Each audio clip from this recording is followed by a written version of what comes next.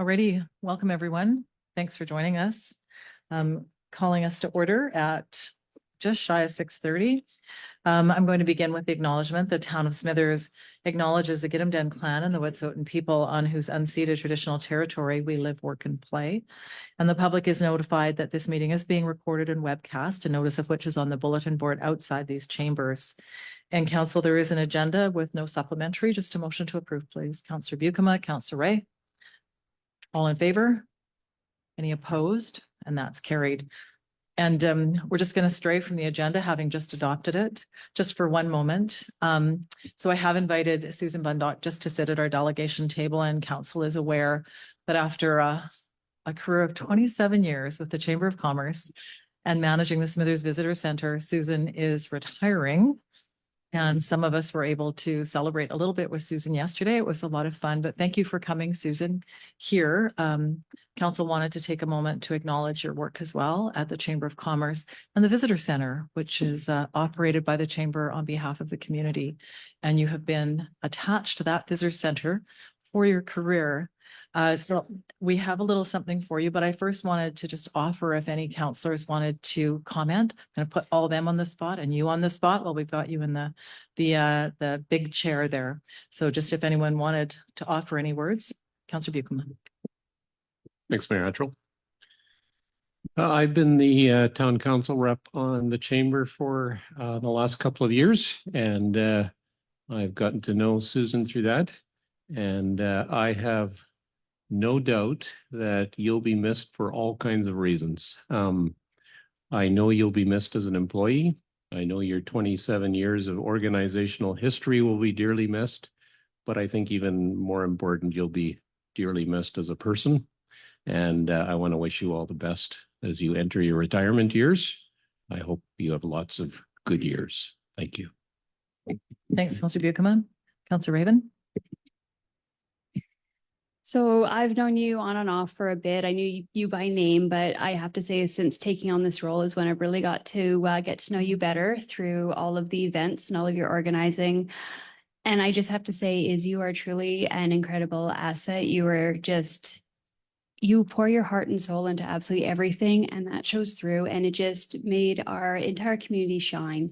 So I really wish you all the best with your retirement. I know you're going to be kind of coming and going a bit, and I'm going to make sure I'm going to pop into the chamber when I know you're going to be there. But I wish you all the best and just heartfelt thanks for everything that you've done. Thanks. And if anyone else, Councillor Ray. Yeah, Susan, I think, you know, maybe the last couple of events I've gone to, you've gotten recognition because you've been nearing the end. But I just wanted to kind of point out that you and many others, a lot of what you do goes kind of unnoticed. I don't know how many events I've been to over the years at the chamber, and I know that you were very heavily involved, but the night usually goes by and there isn't a lot of recognition for that. So I just wanted to recognize that, you know, I don't think it was without thanks that people went to those, but sometimes it may have seemed like that. And I think your reward for all those years of hard work may be in the background a little bit is hopefully a long and healthy retirement. Thanks, Councillor Ray. Councillor Patterson. Thank you, Your Worship. So I know we don't know each other super well, but knowing that we're neighbors and 27 years working in this community, you probably have a significant amount of advice that you can provide me. So expect that I'll be asking for that when I'm struggling, which is often. So congratulations. Councillor Leonard.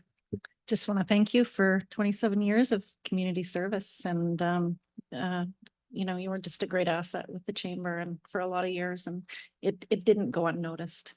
And I wish you well in retirement. Thanks, Councillor Leonard. Councillor Elliott. I just want to say congratulations on your retirement. And I think you said maybe it didn't go unnoticed, and you said it didn't go. I think maybe. Okay.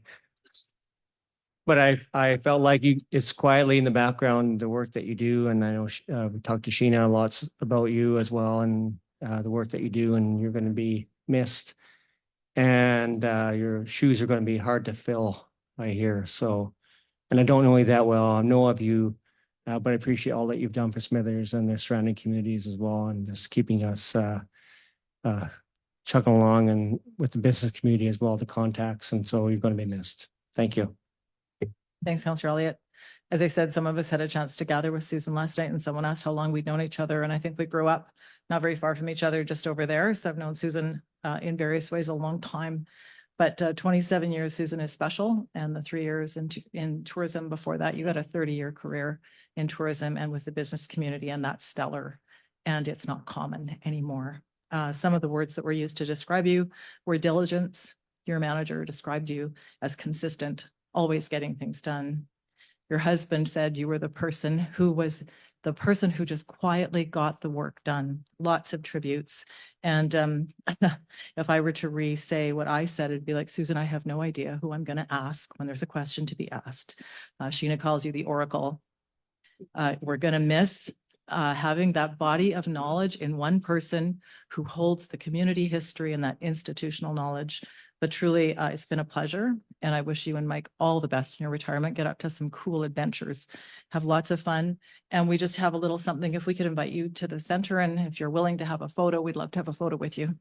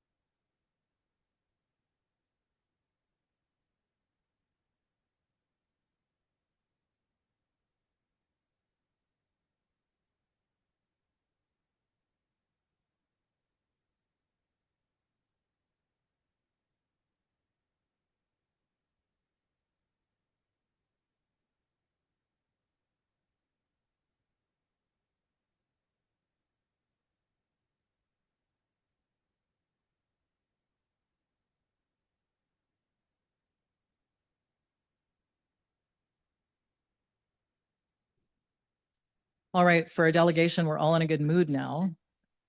So next up, we are at the delegation, and I'm going to invite Greg Knox. Just come on up to the delegation table, Greg. And the mic's there. There's a little circle. If you depress the circle, the mic goes red. And when the mic goes red, we can hear you. And so welcome. It's a pleasure to have you here at the table, and the floor is yours. Yeah, thank you very much. I did have a presentation, but don't know. It's not. Hang on just a second.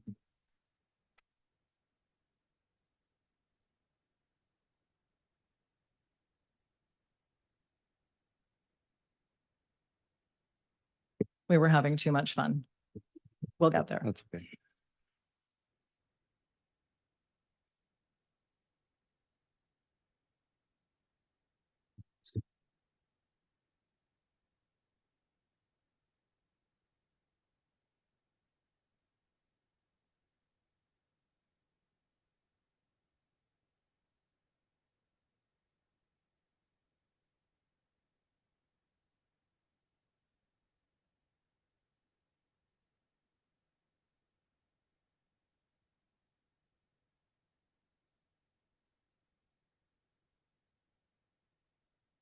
Just a question about advancing. Did I just ask?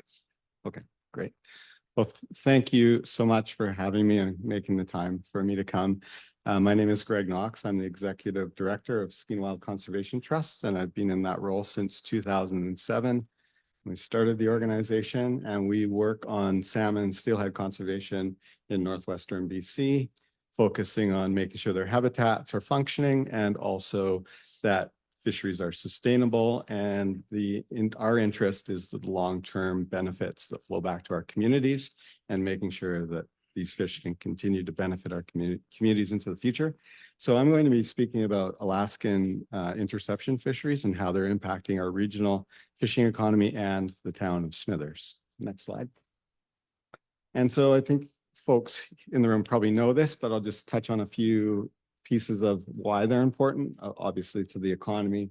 A study done by Counterpoint Consulting showed that the sport fishery alone in the Skeena is worth over $50 million a year.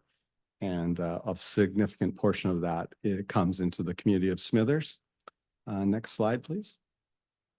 And of course, salmon and steelhead are important far beyond just the dollar values. And they're part of, the community. They're part of the key part of the indigenous culture. And, it really is part of the identity of our communities here in the region and to Smithers, as you know. And it also, beyond the dollar figures, it also keeps people here and spending money and spending time here and drawing people from the region as well. Next slide. So, as you're probably also familiar, salmon have been going through some struggles in recent years. We've had with warmer ocean temperatures, many years since in the last 10, we've had warmer ocean conditions, which generally means less food in the ocean for our salmon.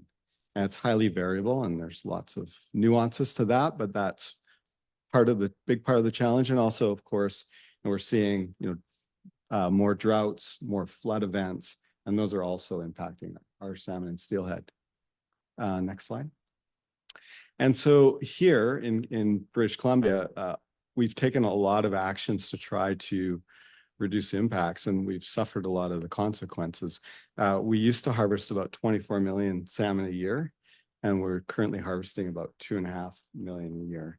And so, 10%. And so that's mostly the commercial industry that's really taken the losses, but also, of course, we've suffered closures and reductions in our sport fisheries. Next slide. And so just some quick context around why Southeast Alaska is an issue is because, of course, our salmon and steelhead go out into the North Pacific. They spend anywhere from 1 to 4 years feeding out there, growing before they return. And when on their return journey, most of them hit the coast of Southeast Alaska before swimming down into British Columbia. Next slide. And a lot of them travel on the outer coast of Southeast Alaska, just above Haida Gwaii. And there's major fisheries out there, really designed, the reason they're out there is mostly because they're getting value from Skeena sockeye and other species.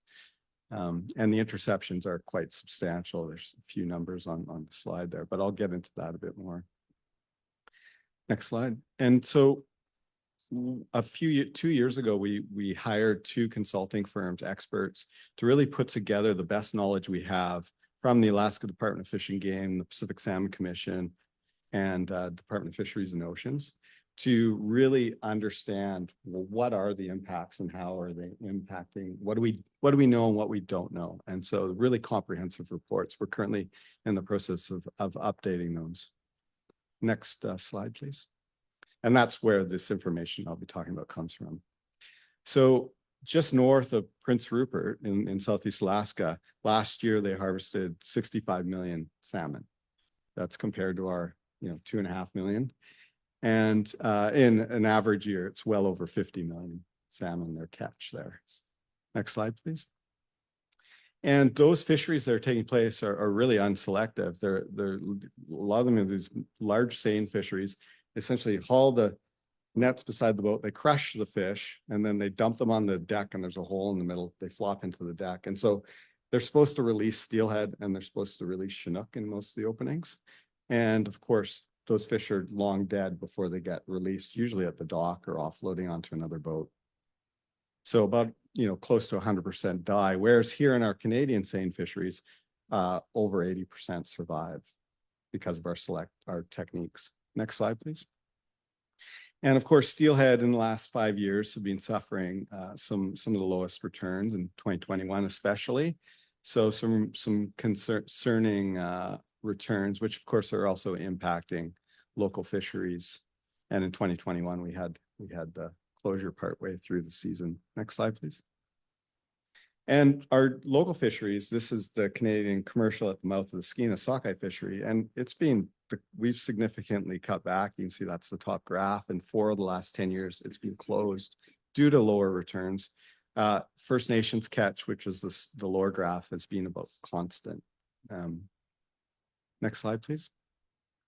And so we've taken this information and we've developed estimates for Skeena steelhead catch using similar methodology to what the Department of Fisheries and Oceans use. And so, yeah, the information isn't really strong, but the information we do have shows that Alaska is killing an estimated 10 to 50% of Skeena Chinook every year, or sorry, Skeena steelhead every year. And the recent average is about 26%. And so significant numbers of steelhead are dying in Southeast Alaska. Next slide. And this just gives a quick summary of the general range of the impacts of different fisheries on Skeena steelhead. So you can see by far at the top there is the Alaskan mortality. And so far above any of our local fisheries. Next slide, please. And so this is 2021 when we had that steelhead closure in the Skeena. And you can see Alaska took more fish, more Skeena steelhead than we had spawning in the system. And so it's a big problem and significantly more than other fisheries. Next slide, please. And in 2023, this last year, it was less. They took about just under 3,000 Skeena steelhead. But we also only had 10,000. That was just above the 8,000, which would have closed our fishery. And we were lucky because the pink prices collapsed partway through the season, and they had probably half the fisheries they normally have out there. And so you can imagine if they had a normal fishery, it could have closed our steelhead fishery. Next slide, please. And it's not just steelhead, it's other species of Skeena salmon. This is a graph of Skeena sockeye, and the bottom graph is Skeena. And you can see in Canada, we used to take about 2/3 or 3/4 of the catch, the mouth of the Skeena. We now catch about 1/4, and Alaska catches 3/4. So the catch has dramatically shifted.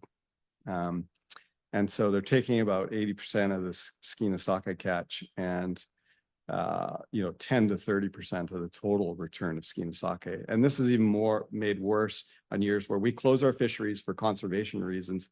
They keep fishing hard. And so that's a real problem when we're trying to protect and rebuild our fish.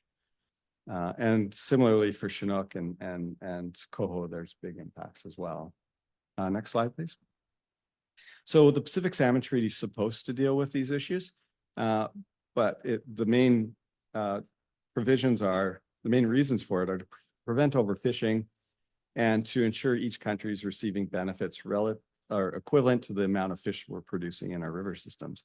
And it's no longer achieving either of these principles. It was designed in 1985. It was never designed to deal with some of the environmental challenges we're dealing with now. And so it's really problematic. And in the past, most recent negotiation, we weren't able to make any progress, and Canada really didn't step up at the treaty table to make changes. Next slide, please. And so the good news is the solutions are relatively straightforward. Most of the Southeast Alaskan salmon systems are on the inner coast. 3/4 of their fleet's already fishing in there. So really, we just need the 25% that's fishing on the outer coast in that yellow area to move to the inside. They can still catch their own salmon and let our salmon steelhead pass. So that's the primary solution. There's also, we need better information through collecting DNA, et cetera. Next slide, please. So what we're doing, that's Skeena Wild, our close partner Watershed Watch, and a lot of allies that we're building, is we're working both inside the Pacific Salmon Treaty to reform the treaty. I've been on the northern panel of the Pacific Salmon Treaty for 14 years. So we're really stepping up our game there, but we're also doing a lot of things outside the treaty. That's challenges to sustainability certification, which is starting to bear fruit. These certifications mean that they can access markets and sell at higher prices. So they're really important to Alaska. We're engaging with purchasers and retailers to raise the issue and put pressure on. We're working on some legal work around the North American Free Trade Agreement, and we're building partners and allies. And so one of the reasons I'm here is to just provide information, but also to ask for whether council will consider a letter of support. I provided a draft example of such a letter, but basically it's a letter to our federal fisheries minister and our provincial minister responsible for fisheries, Nathan Cullen, asking, just highlighting the importance of this issue and its impacts on the community of Smithers, but also asking them to step up their action both within the treaty process and their diplomatic work with Alaska. So thank you. Thanks, Greg. A lot of information in a short, Yeah, nice sorry about that. presentation. No, that's great, actually. Sometimes that much information takes a long time to get through, so appreciate the presentation. I'll just look to the table first to see if there are questions for Greg. Councillor Elliott. Thank you, Mayor. I love fishing, so this is very concerning to me, and I knew a lot of this stuff was happening. Couple questions. I'm from the East Coast, so I know the detriment of another nation taking fish that should be yours, maybe. I don't know how to put that politically correctly, but are there other nations involved in fishing, say, outside the 200-mile limit with the salmon stocks? Is Alaskan or US and Canada the only two members at the table in the Pacific Salmon group? And just a comment, I'll let you answer that in a second, but just a comment too, I know that about 80% of the sockeye that go in the Skeena actually go into the Babine River, and there's a enhancement portion of that river that we are creating fish to just be caught in the open ocean, which is pretty sad to me. But I don't know if you can speak to the other nations that are fishing outside 200-mile limit that maybe a lot of people don't understand or realize. Yeah, thank you for questions. Great questions. Answer in the Pacific Salmon Treaty, it's just Canada and the US. Speaking to the issue of kind of illegal fisheries in the open ocean, there are fisheries, mostly Chinese fisheries that do take place in the open ocean. And there have been increased efforts by both Canada and the US to monitor that through flights and that in recent years. It appears it's not a huge problem, but it's kind of an ongoing question on how big of a problem it is. And something that we're definitely trying to find more information about. But at this point in time, it doesn't seem to be a really big problem like the problem I just outlined with the Alaskan interception. And then just to your comment on, what was your comment on again? The Babine sockeye. Oh, the Babine spawning channels, yes. So you're right. And this is an issue that was also being now brought up at the Pacific Salmon Treaty because we recognize that we're producing all these sockeye. In the past, they were for our fisheries. And now most of the sockeye we're producing, or a good chunk of them, are being taken in Southeast Alaska.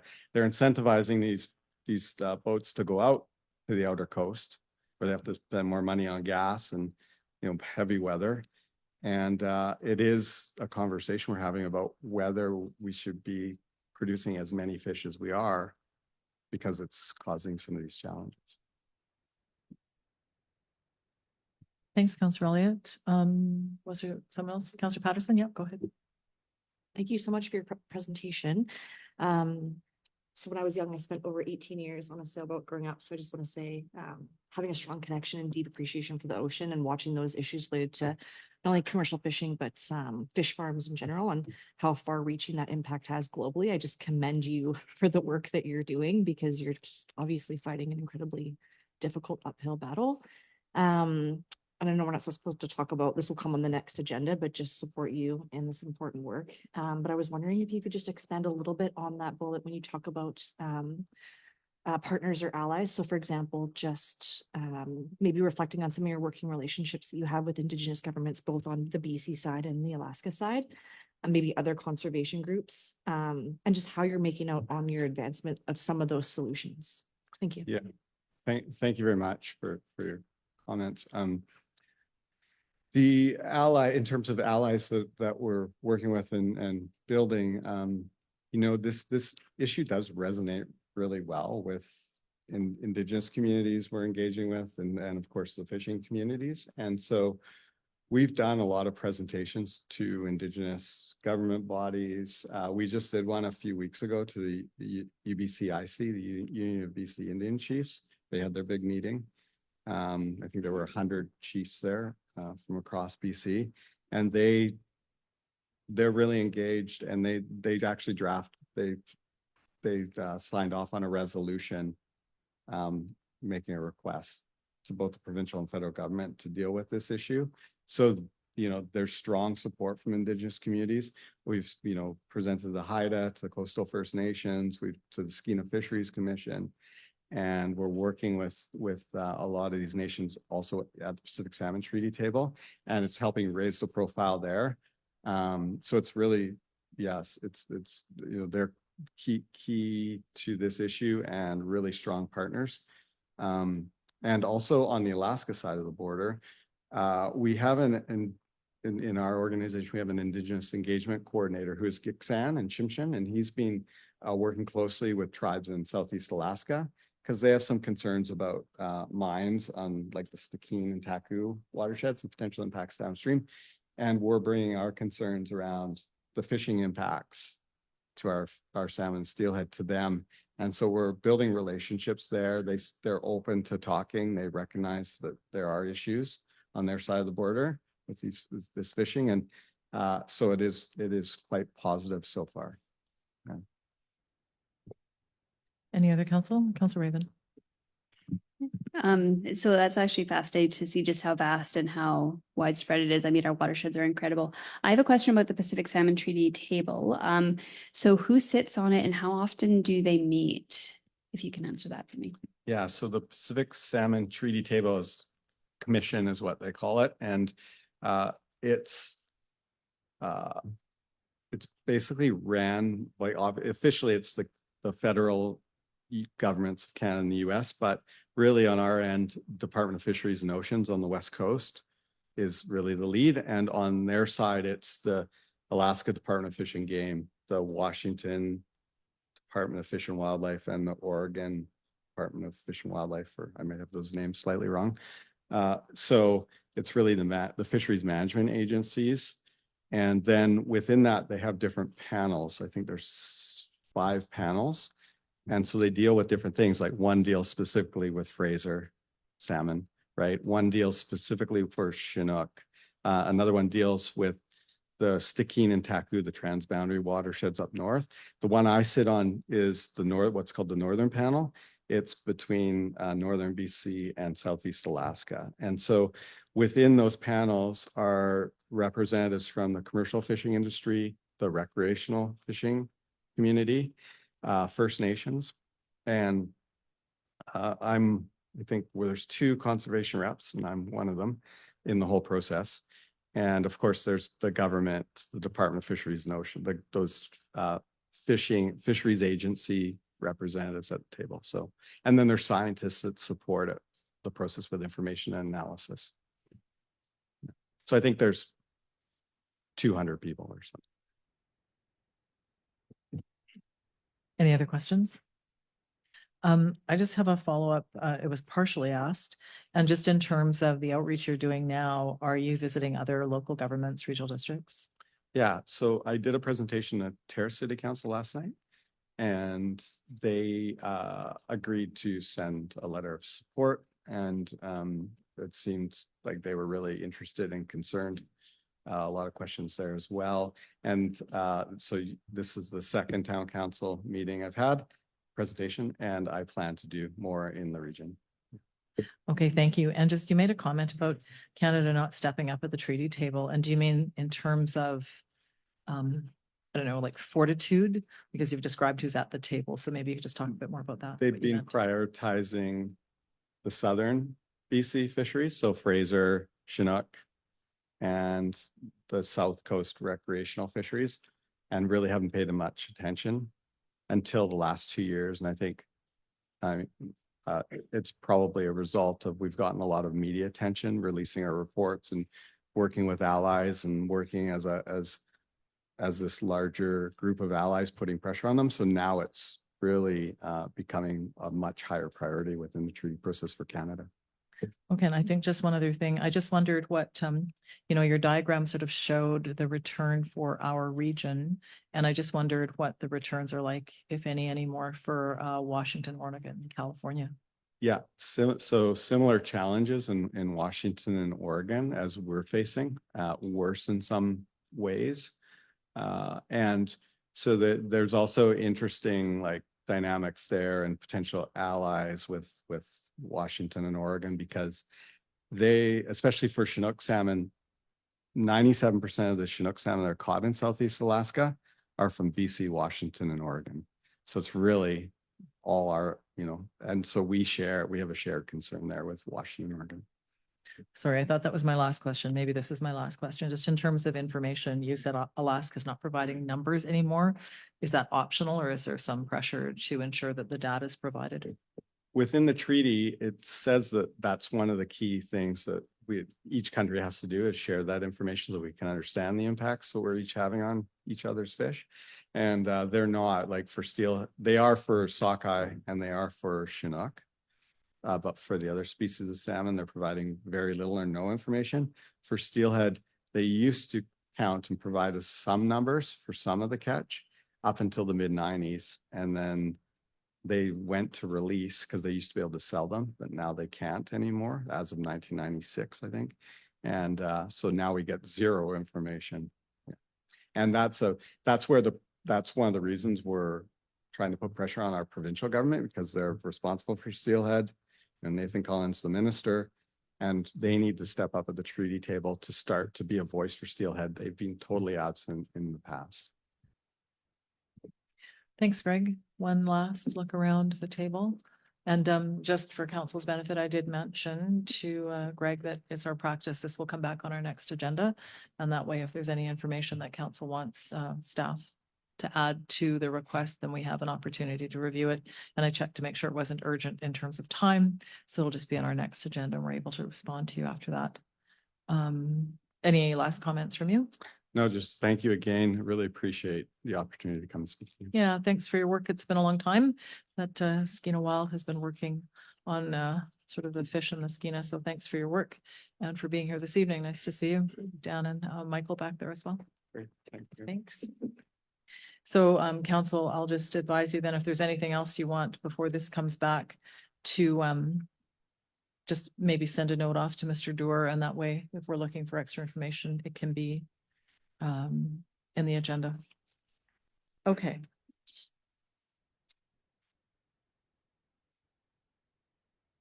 And since the folks in the gallery are the same folks we just heard from, I'll offer, we have a public comment period. If anyone wanted to speak to anything on the agenda, except what you just spoke to, because we're already there. So that was very awkward, but I'm fulfilling my obligation of going through the agenda. And we don't have a public hearing, so I'm going to move on then to the minutes. We have the minutes from June 11th for approval, please. Councillor Raven moves. Councillor Buckham seconds. See him. Any errors or omissions? All in favor? Any opposed? And that's carried. There's nothing under section 9, and we're just going to jump forward to council reports.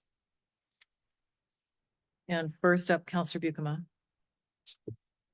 Thank you, Mayor Attrell. On June 18th, I attended a daytime chamber meeting. And rather than giving a report on all kinds of council matters, I used it as an opportunity for some business owners in the community to speak to a representative council who were not able to attend the evening that was held between us and the business community. I can't remember what day that was.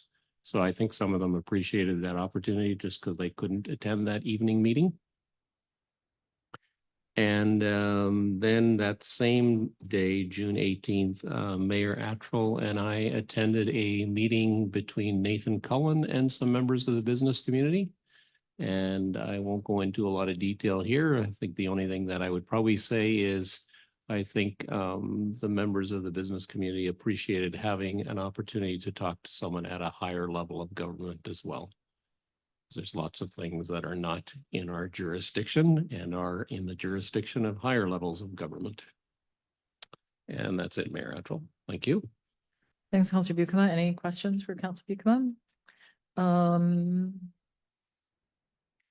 Councillor Elliott. Thank you, Mayor. Last week, Wednesday, I attended a library board meeting. There is attached report on the library. Some highlighted events that they had going on last week.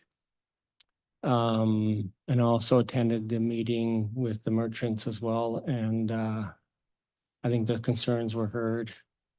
Frustrations were vented. And yeah, just my heart goes out to the business community and to the town at large for just the issues we're facing. And I think we just need to find some solutions or yeah, go forward, and hopefully there is some solutions down the road for us, but that's all I have for now. Thank you. Thanks, Councillor Elliott. Any questions for Councillor Elliott? And Councillor Leonard. Nothing to report. Thanks. Thank you, Councillor Patterson. Thank you, Your Worship. No formal report, but just a comment that this afternoon I was walking with a couple of my elderly neighbors on a section of street that council has approved to be updated. And when I informed them as we were escorting them across the road, because the area that we're going to replace isn't suitable for them to cross, they were over the moon thrilled with hearing that location of town was going to be updated. So I just wanted to pass along that sentiment. Yeah, that's it. Thank you very much. Thanks, Councillor Patterson. It's always nice to be able to give good news, indeed. Councillor Raymond. All right, so apologies. I emailed my report about half an hour ago, so I apologize for that. I just wanted to highlight a couple of things. So on June 15th, I attended the Seniors Awareness Walk. There was a lot of people in attendance, and the Smithers Secondary School Marching Band actually led the parade. We heard from speakers including Mayor Attrell, MLA Cullen, MP Backrack, Sharon Hartwell, Rod Taylor, and Ellis Ross. And just thank you to the organizers for that. Just creating the space to talk about our seniors and their needs is greatly appreciated. And afterwards was the downtown show and shine, though there was a lot of showing, not so much shining. It was rainy, it was cold, but thanks to all the people who brought their vehicles out anyways. And then on the 18th, I attended the Honoring Our Elders portrait unveiling at Smithers Secondary School. So that's led by Perry Rath, where they hook up a student artist with an elder in the community, and then they create a portrait, and the portrait will go on the outside of the school along with their biography. So those honored this year was Doris Rossi, the artist was Jewel Gold, and then Gail and Richard Jenny, and the artist was Nevea Michelle. And the rest is in my report. So sorry for not sending that out sooner. Thanks, Councillor Raven. Any questions for Councillor Raven? Councillor Ray. I just, I had my mother up for a week, but we did manage to go to the show and shine. And despite the fact that it was pouring rain, it was a very good turnout. And I think the downtown merchants seemed quite prepared for the inclement weather. So I think a good time was had by all. Thanks, Councillor Ray. I also missed the prompts from Ms. Lucier to get my report in. Just a couple of things I wanted to note then. Yeah, I think the seniors rally, was one of those things where no one could argue with what's being asked for. And so I think it was quite remarkable to see the number of seniors downtown on kind of not the best day in the world. It was actually quite cold, saying what everyone knows to be true. That we're short of housing for seniors of all kinds. And there wasn't a speaker who disagreed with that. I think our struggle, and we know it at this table, is coming up with the right answer at the right time. So kudos to the folks who organized it, who got out and really made that very clear what's needed.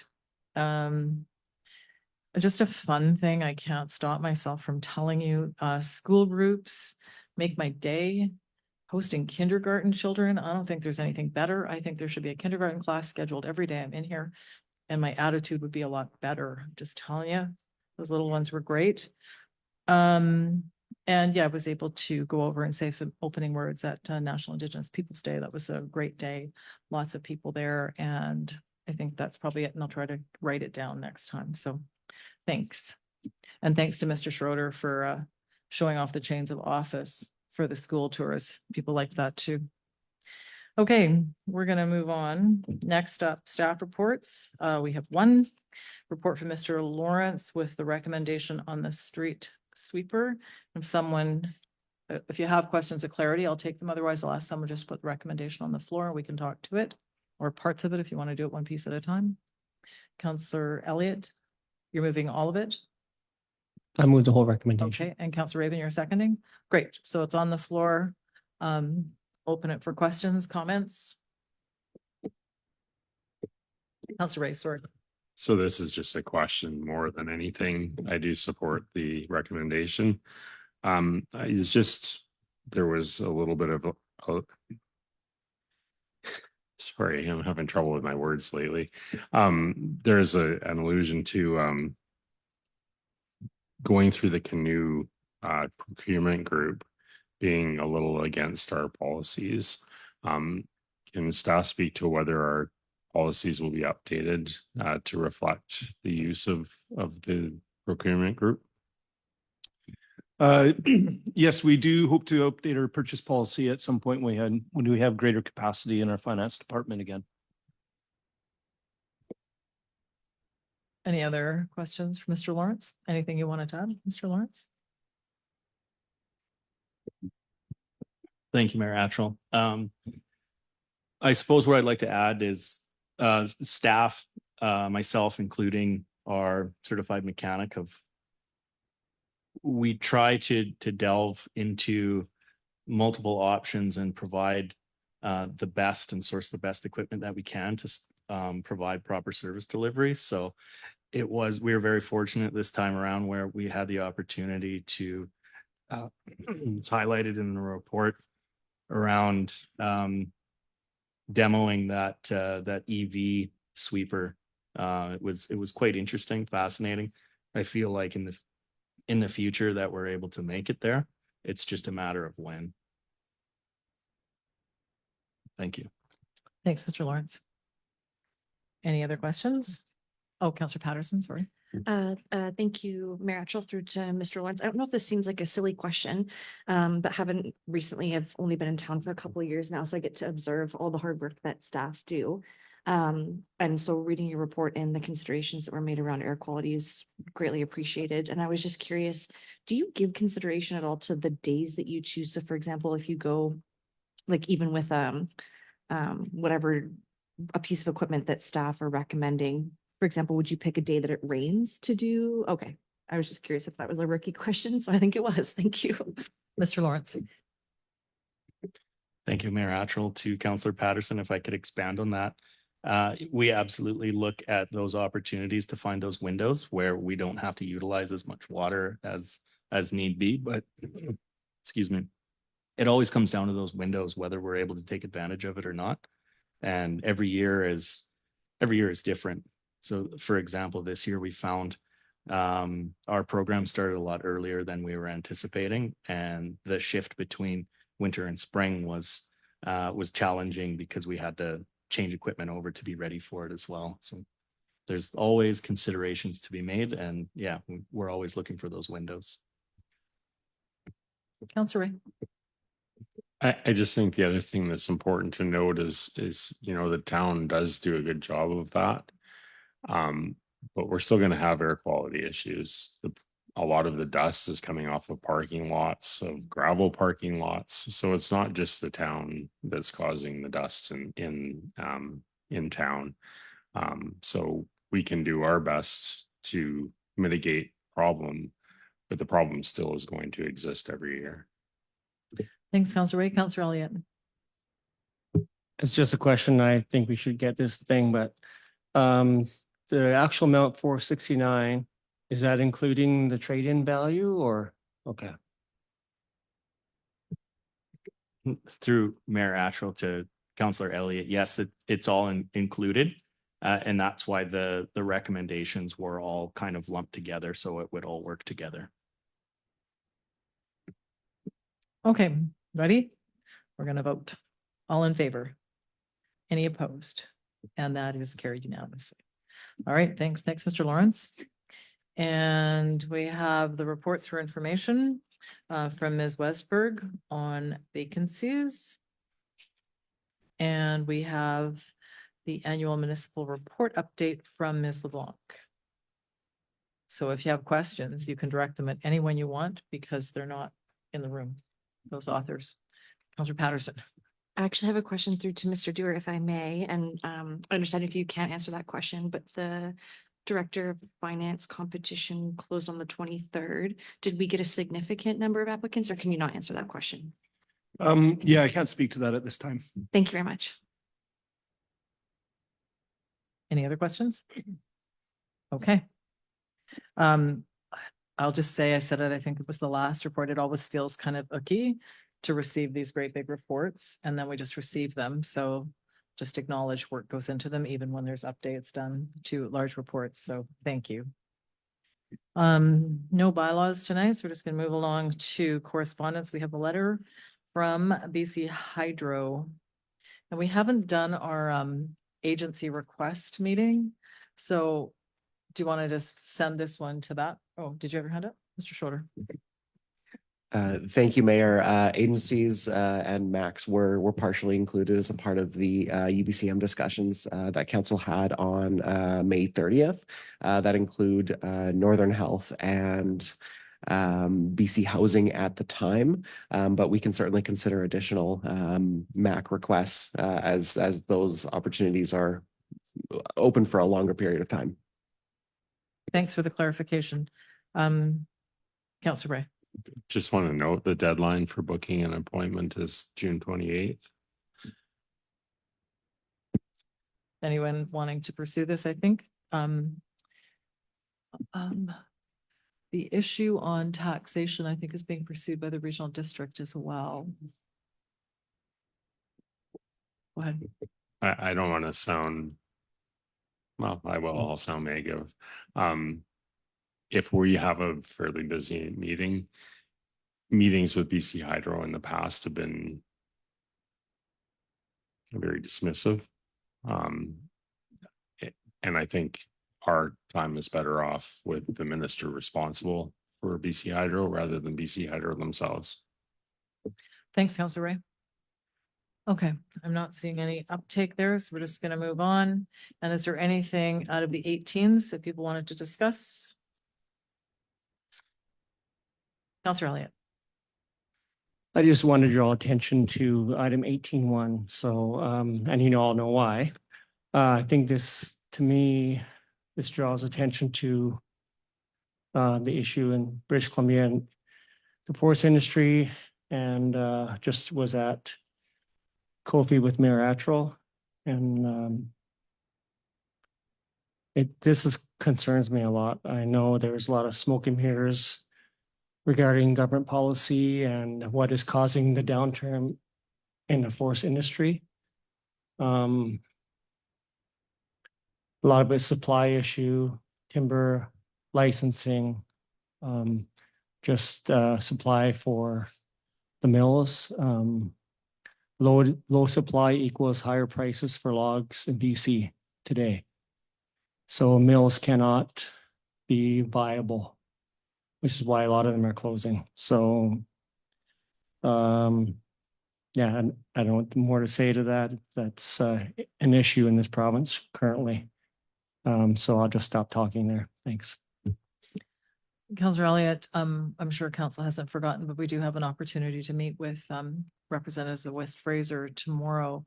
And following that, if there's some desire from council to take some action, probably that's a good time, our next council meeting to have any sort of consideration. And this will remain in the, in the record. So if we wanted to refer back to this, we could, or any other letters that we've received. That sort of get us forward. Councillor Bucama. Thanks, Mayor Attrell. 18.1 was also one that really spoke to me.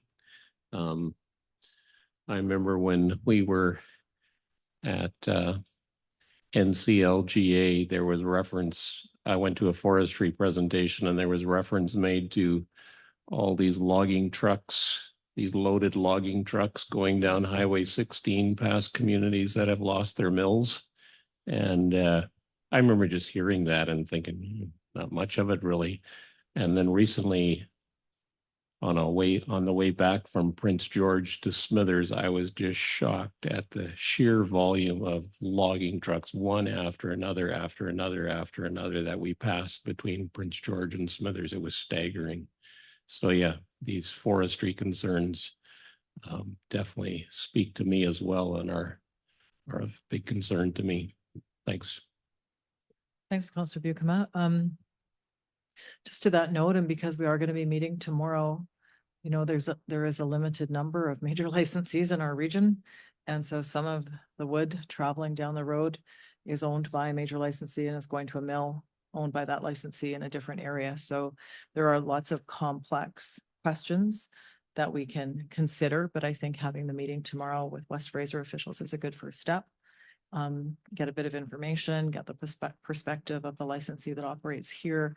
And I think it's, you know, it behooves us to come in very open-minded and yet ready to ask hard questions. We rely in this community, you know, on that major licensee. It's a large operator, a large provider of jobs.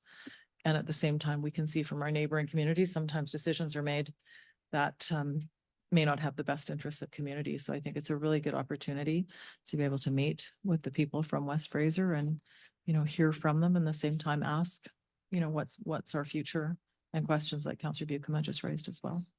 So yeah, let's look forward to that. Think about it ahead of time. Councillor Patterson. Thank you, Worship. Just related to 18.3, if I may. Yeah, was there anything else on 18.1 before we move on? Okay, Councillor Ray on 18.1. Yeah, and I think, you know, the resolution that came out at NCLGA about making sure that the logs stay in the community. I think that's probably, you know, we'll see what West Fraser has to say, but I think that's where we need to focus our attention, because you know, as the log prices go up because they're scarce, are they just getting shipped straight overseas as well? So there's been a lot. We've fought for the RBA about our resources leaving, and we just heard from our resources being caught somewhere else. We have to stick up for our resources, because if they're just being taken out of our community with no benefit, it's not sustainable. Thanks, Councillor Ray. Okay, we'll hold that and have some good questions for our meeting tomorrow. Councillor Patterson, you wanted 18.3? Thank you, Your Worship. Yep, and just more of a comment if I can. Maybe a question through just staff. I'm not 100% sure, but just the sentiment from the Deputy Mayor of the City of Kamloops, where they reference, we are therefore urging fellow municipalities in British Columbia to perform a similar evaluation of the costs of higher level government policy changes. I know we talk a lot about the provincial downloading at this table. So I think more just maybe speaking out loud to say that in future, I'd love to chat with council a little bit about what that might look like. Recognizing it sounds like a significant amount of work, especially when we're down our Director of Finance at this time. But I just really appreciated that sentiment. Mr. Dewar. Yeah, so we're already doing some efforts to start tracking some of those costs. So we're hoping to have some figures available for UBCM and other activities where we're speaking to the province. Thanks, Mr. Dewar. Anything else? All right. What is the motion I need? Are we adjourning? Recess. If I could have a motion, please, to recess this meeting. Councillor Bucama, Councillor Raven, all in favor? Any opposed? Okay, everyone can have a few minutes and we will reconvene. Thank you.